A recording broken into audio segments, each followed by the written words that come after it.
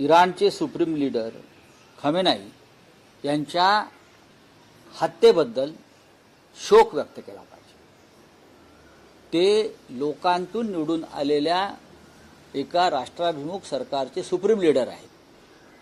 युद्धामध्ये ज्या पद्धतीने त्यांची हत्या झाली, अमेरिका आणि इस्रायल, इराण हा भारताचा सगळ्यात जुना परंपरागत मित्र आहे।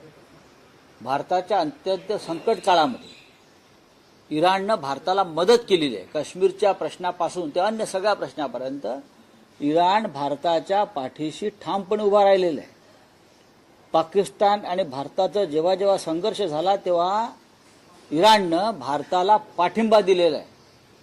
लक्षात घ्या, इराण हा देश असा आहे ज्यांनी भारताला सगळ्यात स्वस्त तेल दिलेलं आहे याआधी। अशा वेळेला भारताचं हे कर्तव्य आहे, भारत सरकारचं, की त्या देशाचा सर्वोच्च नेता, सुप्रीम लीडर ज्याला म्हणतात ते, त्याचं निधन झालेलं आहे।